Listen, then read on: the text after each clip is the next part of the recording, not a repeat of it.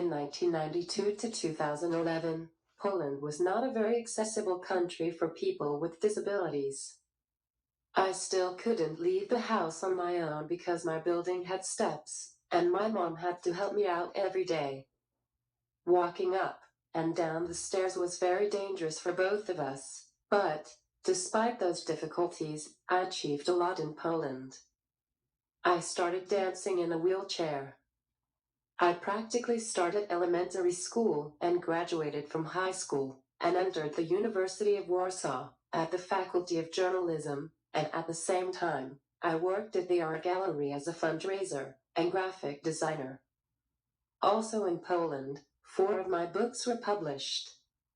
Every year, for 10 years, I went to the rock climbing camp for people with disabilities.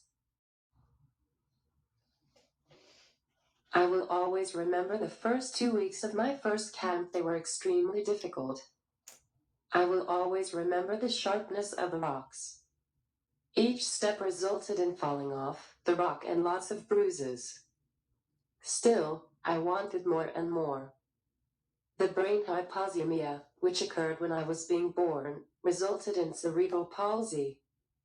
The activities requiring the physical effort make you breathe very deeply. The lungs work intensively and the oxygen goes to the brain, which results in reducing the spasticity. When the road is very difficult and interesting, which means when I can do myself most of the things on the wall, I'm very tired while going down the rock, I breathe with difficulty, my throat is dry, all my body is extremely weak. Normally my muscles are tense all the time, but directly after climbing, I was very relaxed and able to do almost anything.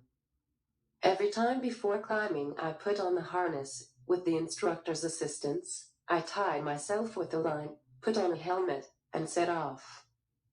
While I climbed, I have to look for the steps, the most prominent elements of the rock, with my legs and stick to them.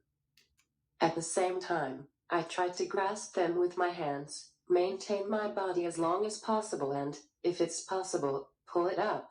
Every centimeter counts. Unfortunately, my hands are very disabled and most work has to be done with my legs. The instructor assisted in the pulling movement, who helps me straighten my legs and adhere to the rock.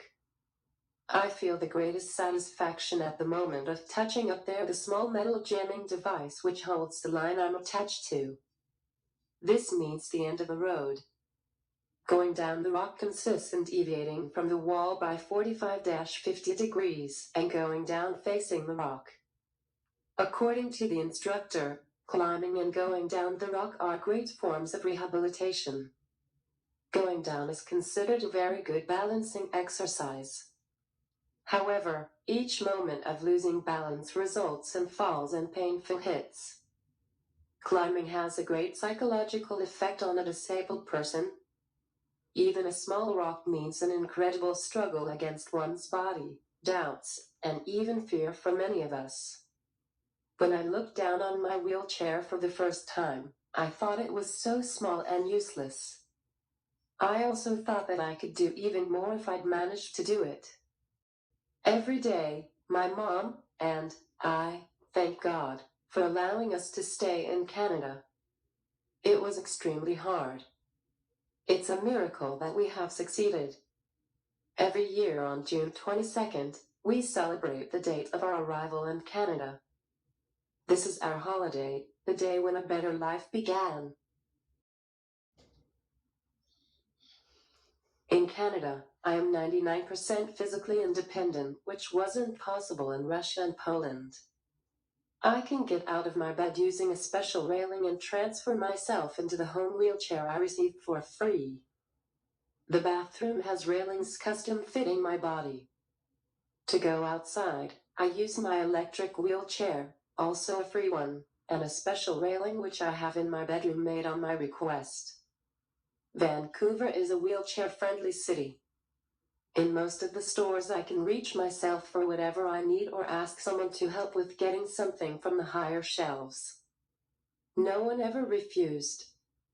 We live in a building where most tenants have some form of disability. There are many wheelchair-bound tenants and the building is fully suitable for their needs. I strongly believe that one of humans' basic needs is freedom. There are many kinds of freedom, including the physical freedom of people with disabilities.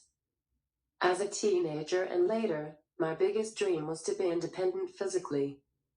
In Canada, my dream was coming true.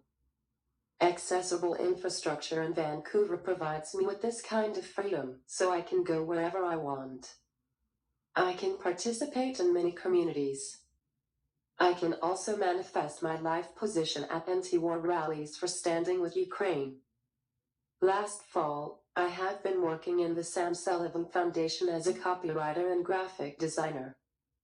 The contract was for 3 months only, but maybe they will have a new program soon, so I might be able to work with them again.